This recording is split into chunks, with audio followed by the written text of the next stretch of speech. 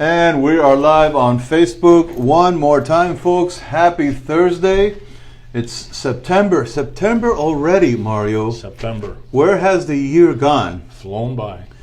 September, folks. We're at the One Stop Shop Happy Hour. My name is Andy in South Florida. We're here with Mario Quintero, Mr. One Stop Shop, original One Stop Shop.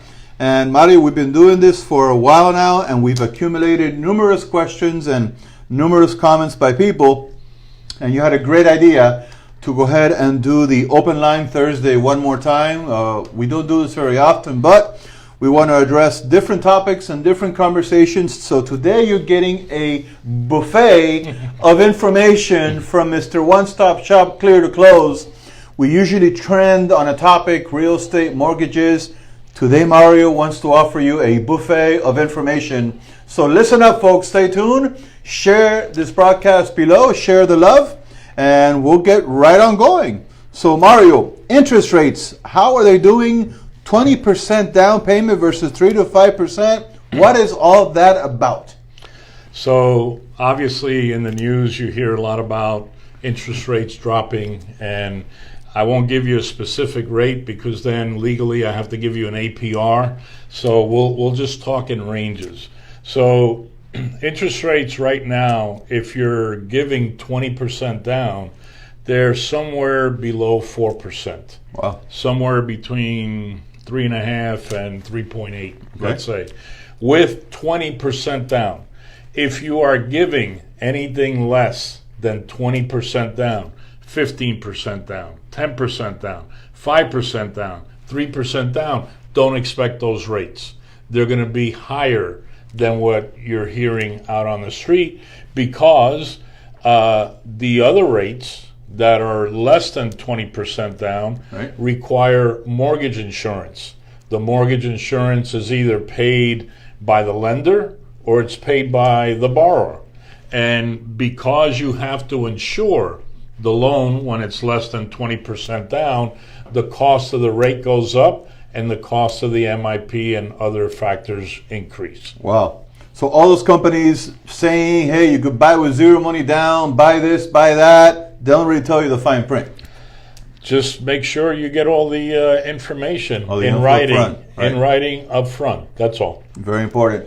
Folks, we're live with Mario Quintero, the One Stop Shop. If you have any questions, please type them in the comments below. If you're watching us on the replay after the live broadcast, type the questions as well. We value your comments. Mario is very active. Mario will answer any questions that you may have. I want to welcome everybody that's tuning into our broadcast. Happy Thursday. Mario, another question. Why do I need to get a second appraisal on an FHA loan? So if anyone out there is involved in an FHA loan, whether a conventional loan or a reverse mortgage, in October of 2018, FHA announced a new rule that they have the option during the underwriting process to request a second appraisal if they want to. We've been lucky enough in the last couple of months to have 3 loans that have requested a second appraisal. This is that random. They say it's at random. We feel like we're being picked on at this point. I mean, because 3 loans in a row at random is, I'm going to start playing lotto pretty soon. But if that happens to you, just be aware that that's an FHA rule. It is a HUD rule, and it's supposed to be picked at random. So don't be surprised if you're involved in an FHA loan, if after you're almost finished with the process, your lender calls you and say, guess what, we need to do a second appraisal. And then that appraisal will weigh heavily against the first appraisal. Wow. The ever-changing world of real estate. It's crazy, man. It's crazy. Ever-changing, and we'll talk about that later on, but if there's one thing there, it's constant change, and you got to go with the flow. Yep. We have another question. What is a non-QM loan, and how do you qualify? So non-QM loans are conventional loan products, which are not under the Fannie Mae guidelines. And what happens is a lot of times we have borrowers that their income tax returns have a lot of write-offs, and their income is not sufficient on their tax returns to qualify for the amount of loan that they want to qualify for. So the option of a non-QM loan is to secure 12 to 24 months bank statements reflecting the actual income that is coming into their accounts. We average out that income and don't even use the tax returns. Interesting. A couple of the things that with the non-QM loans, they're very efficient, they work very well, the interest rates are higher than a conventional loan, and also there might be origination points involved, because usually the lenders pay us. On the non-QM loan, the borrower will pay us. So those are some of the differences. So folks, want to welcome you to today's broadcast. If it's your first time watching, my name is Andy within South Florida. We're here with Mario Quintero from the One Stop Shop, Mr. Clear to Close. And we come to you every Thursday, on the Thursday at the 4 o'clock hour. And we bring to you tons of information on the real estate market, on the mortgage market. If it's the first time watching, I want to invite you to check out marioshomenews.com. That's marioshomenews.com. There's a wealth of information in there, a wealth of video broadcasts, client testimonials, videos that Mario has produced. If you want to know anything and everything about the South Florida, or Florida, because actually you practice in all Florida, real estate market and the mortgage market, there's one place to go. marioshomenews.com. Check out the website. And if you're first time watching us, we welcome you to share and leave your comments below. Mario, this goes to all the spouses out there. How does the non-borrowing spouse rule work in a reverse mortgage? That sounds complicated. It's a little complicated. It sounds complicated, and it needs to be understood. In order to do a reverse mortgage, if it's a married couple, at least one should be 62 years old. If one of them is less than 62 years old, then they become what is called the non-borrowing spouse. Their age of the younger borrower is what is used to calculate the benefit that they're going to receive from a reverse mortgage, even though the older spouse, which is over 62, will be acting as the borrower with the age of the non-borrowing spouse. What does that mean? Well, what that means is that the actual borrower, the older person, we have to pass what is called financial assessment with their income. And we can't utilize the income of the non-borrowing spouse.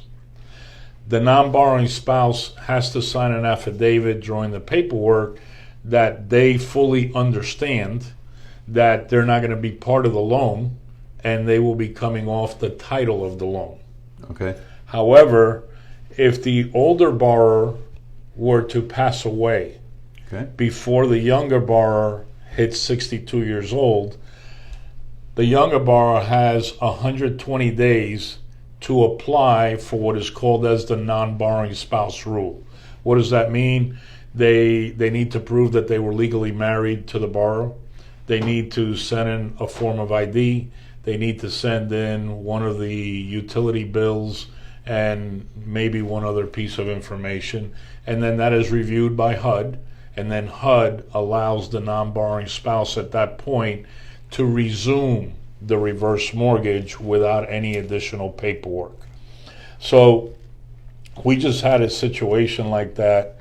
I've been helping a non-borrowing spouse that wasn't my client back in 2008. They were referred to me by someone that we mutually know, and her husband passed away last August, and she didn't know what to do. So the 120 days expired. Next thing she knows, she gets a foreclosure notice. She goes to see a foreclosure attorney who does know nothing about this non-borrowing spouse or reverse mortgages, loses about 3 months, and doesn't get to me till about May of this year. Since May, I've been calling the lender, writing letters, trying to appeal the fact that they negated her non-borrowing spouse. And as of yesterday, it's not going to happen based on what I was trying to help them with. So I referred them to the local HUD office here in Miami for them to go directly to FHA and then present her case there to HUD. And if that doesn't work, I said, go see your local senator. Go to Marco Rubio's office and see if he can help you. Because sometimes local government officials of that stature have an inside way to get some of these issues resolved. Needless to say, if anybody out there is considering a reverse mortgage, it would be very well worth your while to contact a specialist, somebody that knows what they're doing. No offense against my attorney friends. We have a lot of attorney friends, but unless you specialize in that and unless you've done reverse mortgages and you know all the ins and outs, Mario, you explained it very well, but I'm still confused. I still don't know what that means or how to handle it. It's very confusing, and I'll tell you, in this latest case, the blame should go on the original loan mortgage originator in 2008 who forced the closing 10 days prior to this lady becoming 62 years old. That is the worst thing that could have been done, and that loan officer should not be writing loans, because not to be able to wait 10 days for the non-borrowing spouse to turn 62 has created a nightmare for this lady today. Mario, if there's somebody watching, thinking about reverse mortgages, maybe asking questions, maybe going to Google and ending up more confused, folks, don't even worry about it. Mario, what's the best number that somebody can get a hold of you at? So here in the office, 305-598-1600, or on my cell after hours, 305-588-0451. Don't waste time. Don't get more confused. Don't go to Google and try and find answers. And definitely don't consult with somebody that does not know the ins and outs of that very intricate and difficult and confusing reverse mortgage process. Mario, you definitely have experience in that, and we want to welcome everybody to go ahead and contact you if you're thinking of going that route. Wow. I'm more confused than before. So Mario, we started a while ago. It's been almost about a year that we're doing these videos, and in that year time, we've kind of coined your we've coined many names for you, but the one that really stands and the one that people recognize you out in the street is the one-stop shop. And the one-stop shop, I feel and I kind of hear that it's becoming a national thing. Don't they know? Don't they know there's only a one-stop shop? Well, we've been a one-stop shop since 2004. And our clients have enjoyed the convenience and the efficiency of the one-stop shop. So what's going on in the industry is that you got some large media companies that have bought out some national real estate companies, and they've also bought out some mortgage companies, and they're trying to advertise the one-stop shop concept. Not directly, but they're trying to market the convenience that our clients have enjoyed for such a long time. Of course. The thing with that is that they still don't have one person that they're dealing with on both sides of the transaction, on the real estate and on the mortgage. They're counting on two separate individuals, one a realtor and one a mortgage, and if one or the other lacks experience or knowledge, you're back to square one, where it can become a difficult transaction. So, there's companies out there. I mean, Fox has purchased Realtor.com, and they've purchased a mortgage company. Zillow got into the mortgage business and I think is already heading out. They see the difficulties in originating mortgages and the compliance that is involved with that. Open Door, one of those companies we've talked about in the past, they just bought a mortgage company. Will it work for them? We still don't know. But obviously they're doing this because they got to pick up business in different ways because they're large conglomerates with large overhead. So they have to find ways to bring in different revenue streams in order to be profitable because they're so large. For us, we like to stay in our little humble approach here with the boutique setup that we have, and offer that one-stop shop concept, one client at a time. So if the wheel is not broken, don't mess with it. Don't mess with it. No. So the landscape of the real estate industry and the real estate market and the mortgage market is changing. It's always changed. You know, people are trying to innovate, and like you said, these big companies are getting into the game. But really, you know, as they say, often imitated but never duplicated. Yeah. You really cannot substitute the level of service that you and your team provide to buyers and sellers. Well, you know, we've been doing it since 2004. We've refined the concept of the one-stop shop, the efficiencies of the one-stop shop. And, you know, even though we deal with multiple clients at a time, we can honestly say that we try to make each client feel like they're the only client we're working with. How does that tie in to your other saying that you are a referral type business? Because I know that one ties into the other. Well, most of our clients come by referral only. Referrals. And that's been the way that we built this company since 2003. So how does that tie in? Those companies have to advertise a lot to secure online leads and telephone leads and things like that. We don't do that. We basically, our leads come referred by existing clients, referral partners in the industry, banks, real estate companies, prior customers, and people that we network with. So in a real estate transaction, in a financial transaction, a mortgage transaction, it's not only about the price, it's not about the cost, but it's about the service that you get. Service is very important. It's important. And you're dealing with someone's largest purchase in their life. Absolutely. Whether it's the first house, the second house, or the third house, it's the largest purchase. You know, you're not buying a Mr. Coffee Pot here. You're buying a house, and it's more intricate, and there's more involved, and there's a lot of turbulences, which we're going to talk about in a few minutes.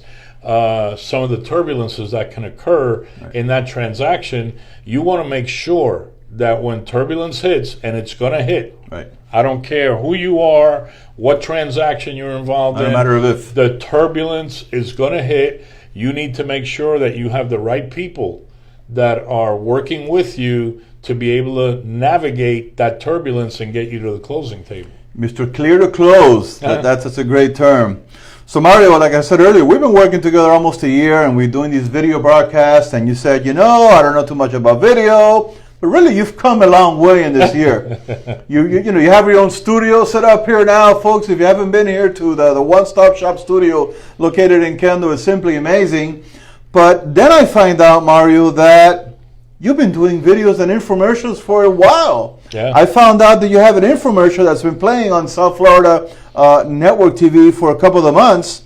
What's the history behind that? I thought you were a newbie at video. So just to go back a little bit, in 2003, I used to do a live weekly TV show. Look at that. On South Florida television with a very popular local TV personality by the name of Tomás Fuste, who was very popular within the Spanish community. Of course. I was the first person in South Florida to go on TV to explain the reverse mortgage to the Hispanic community back in 2003. Wow. And I did that show with him for about 2 or 3 years. And then I was contacted by a gentleman by the name of Willie Riverone, who might be watching. He is a media expert. Mm-hmm. And we met, and he convinced me to do an infomercial. And we went ahead and did an infomercial in Spanish back in 2008. And Neil of N2 Productions, who does a lot of work here in the local market, we hired him to do the production. It was a 2-day production. And, we started playing it. And back in 2008, it was very successful. But when all the changes came to the reverse mortgage and regulatory stuff and condominiums not being approved, we took it off and we just put it in the archives. Right. And when the rules changed with FHA a couple of months ago, I said, you know what, this might be a good time to put it back on. So if you're watching this show, Saturday mornings at 10 o'clock on Channel 8, cable Channel 8, my infomercial plays from 10 to 10:30. Telling you, when he retires from real estate, he's going to be on the big tube. You mark my words. You mark my words. You need to get his autograph now. You need to do your real estate transaction and your mortgage transaction now, so you can keep a copy of that signature, because you never know. You never know. So maybe we'll do one of these live broadcasts in Spanish one day. Maybe we will. For our Hispanic audience. Well, I'm going to be doing a testimonial that I got to go to either Friday or Saturday. A client that we just closed on, they said it'd be okay to go to their house, and they're going to do a testimonial in Spanish. So, all you guys watching, si alguien en español quiere que Mario hagamos los videos, los live streams, my Spanish is not that good either. Hacemos los videos en español y vamos a venir a la comunidad latinoamericana con los videos informativos en vivo. It's not pretty good. Pretty There you good. go. Well, a little practice. Maybe once a week we'll do it in Spanish and once a week we'll do it in English. Si quieren los videos en español, pongan en el comentario sí, queremos los live streams en español con Mario Quintero de One Stop Shop. La primera parada. La primera parada. So Mario, we've had a rough week. South Florida got spared. Our friends 150 miles away dealt with some severe turbulences over there, and they're going to be dealing with that.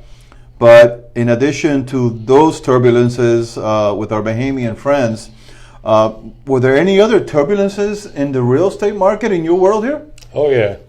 I'm going to talk about two of those right now. Wow. In fact, one of them just happened about an hour ago. And now we're scrambling to be able to fix it. So unlike the weather turbulences that you get warnings way in advance, No. and you look at the radar and you prepare, a real estate turbulence can happen at the drop of a hat. At the drop of a hat, Wow. and my message is here, don't take your credit for granted. Okay. Don't think that because you don't pay a large corporation like Uverse or AT&T or Xfinity, don't think that by not paying them that cannot come back to haunt you. We have a case here that we're about a week and a half to close, that today the lender reran their credit and popped up $180 collection by Uverse. $180. $180. That just killed the deal. It killed the financing with that lender. We're still going to be able to get it done, but now they're going to have to pay a higher interest rate. We're going to have to go non-QM, and we're going to have to do some things to scramble to save the transaction. But here's a situation where this individual, and I'm not mentioning any names or anything like that, but they have the money to pay that $180, or they had the money to pay the $180. I don't understand why people just say, well, I'm not going to pay this. I don't understand. Now that's come back to bite them. The rest of the credit was fine, and that one item just killed that loan. Wow. And now it causes us to have to restructure everything because of that lack of follow-through for $180. So the $180 liability is going to cost them probably a couple $1,000. Well, it's going to cost them on the interest rate now, because we can no longer go with a Fannie Mae product with a regular conventional loan, and they're putting down a lot of money on a $435,000 home. They're putting about $100,000, so they're putting more than 20% down on a conventional loan. Now they just lost the ability to go conventional because of a $180. Well, screw that. I'm not going to pay him. To prove a point. To prove a point, I'm not going to pay him. I'm not going to pay him. Yeah. Now it's going to cost them. It's going to cost them more than the $180. It'll probably cost them more than $180 a month. So if you're out there, Don't do that. Don't say, well, screw AT&T, screw Uverse, screw Xfinity. I'm not going to pay him the $60 because I don't feel like it. Don't do that, because it could come back to haunt you. Wow. And that, of course, you didn't have any warning of that.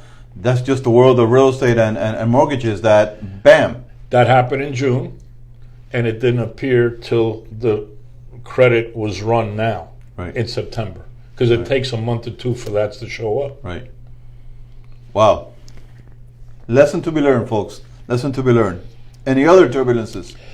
Yeah, we had another little turbulence where we have a borrower who legitimately built a shower in a garage that he doesn't use. What? He built a temporary shower in a garage that he doesn't use the garage. He put furniture and a shower in the garage because he had open heart surgery. We are in South Florida, though. Right. And he, in order not to walk up the stairs of where his shower is located, during his recovery of his open heart surgery, built that shower.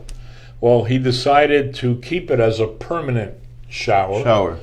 And, we ordered the appraisal.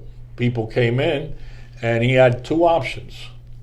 Either permit the shower through the local municipality or tear it out. So he decided to tear it out, and now we're going back to do the reinspection so that we can close that loan. But, if you're going to do work that is unpermitted in your home, just understand that at some point there's a great possibility that you're either going to have to knock it down or you're going to have to get it permitted. And I got to tell you, getting something permitted after it's built is very expensive and very difficult to do. And we see that all the time here in Florida, especially South Florida, where people, once again, they have the attitude, what the hell, it's my house. I'm a contractor. Yeah, I'm going to do it. I have a shovel and a wheelbarrow. I'm a handyman. I can do this. Yeah. And they do. They do it. Oh, no, it's all over the place. Yeah, they do. And what happens is and this goes out to the people that might be looking to buy a home, when you go buy a home, make sure that the number of bedrooms and bathrooms that are in that home match the legal description in the county records. So if you go in and it says 5 bedrooms, 3.5 baths, go online, check the county records, and make sure it says 5 bedrooms and 3.5 baths. Great point. If it says anything else, and you are able to get that loan closed and move forward with the transaction, you just bought that responsibility and a future problem, because it's no longer the responsibility of the person that sold you the house. Gone. Once you close on that house, it becomes your responsibility. So just be forewarned. So I've heard rumors, being a South Florida native, that houses like that are modified without permits can only be sold via cash. In other words, somebody goes in and offers whatever. No. We just had another turbulence that we were able to navigate. The people bought the house in 2006 or 2008. They bought it as a 2-2. Okay? 2 bedroom, 2 bath. Even though the multiple listing and the county said 2-1. Okay. Talking over 10 years ago. And I pulled the original MLS listing just to see what it was sold at. Right. And in the listing it said being sold as a 2-2, legal description 2-1. So that's how the realtor covered themselves, by putting that it was legally a 2-1, even though it was being sold as a 2-2. But then the buyer assumes that problem. Well, they assumed it because we just went in and did an appraisal, and the appraiser wanted part of the second bedroom to be knocked down or re-permitted, or re-permit the second bathroom that wasn't part of the legal description. Wow. And I got to tell you, it wasn't easy. We finally got through that because we kept explaining that this should be a grandfathered situation, that so many years have been gone through, and we showed them the MLS and all So that. is that an option to have a property grandfathered whenever those changes are made? To be honest with you, we got lucky on that situation. Okay. So how our Cuban friends would say, tremendo arroz con mango. That was an arroz con mango. Tremendo arroz con mango y plátano maduro un poquito ahí. Wow. Unreal. So, once again, when you go buy a house, make sure that the number of bedrooms and the number of bathrooms match what the county says for that property. And all you got to do is go to Miami-Dade appraiser, go to the page, put the address in, and see how many bedrooms and how many baths.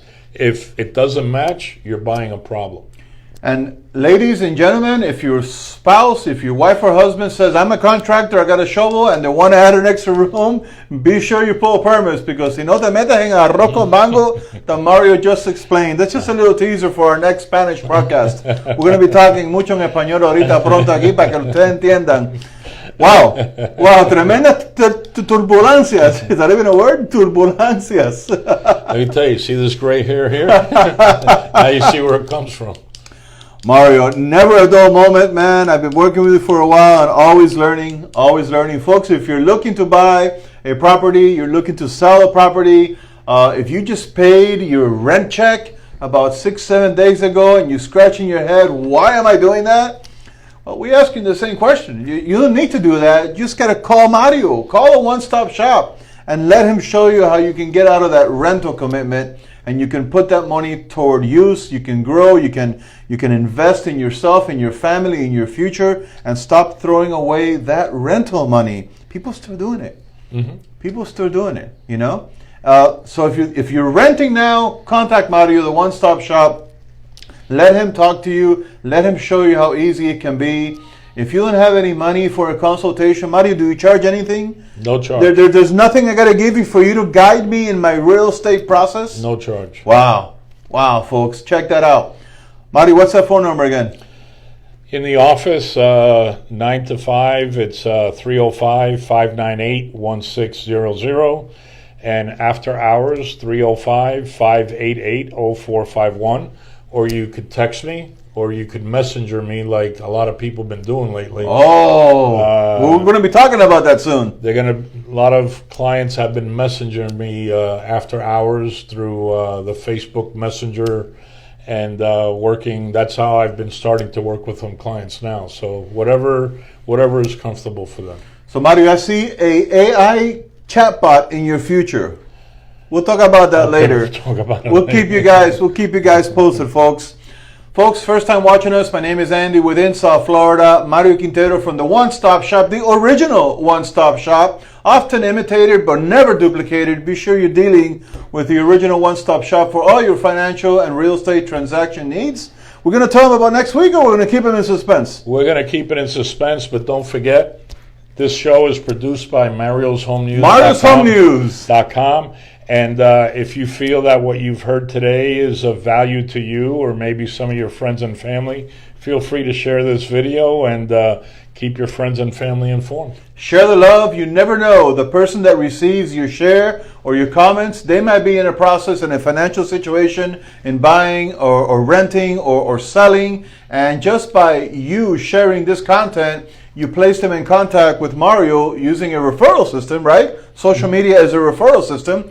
And that may be a life that you affect and a life that you make for the better, because they'll be able to avoid those 78, 80 turbulences that Mario talks about in his video on MariosHomeNews.com. 88 turbulences. 88? Have they grown? Yeah. 88. 88 turbulences. Folks, Andy, thank you for the love. We'll talk to you guys next time.